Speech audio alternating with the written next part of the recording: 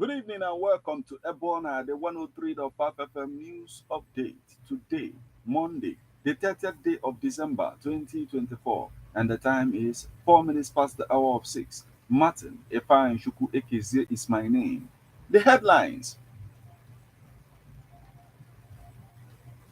Insecurity in Anambra, Ngige advises on counter-measures. OT to create additional local government areas, provide rural water supply in 2025.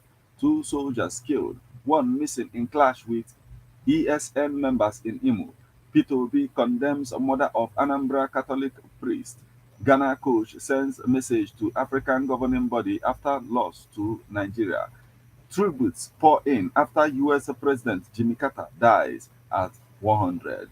Now, details.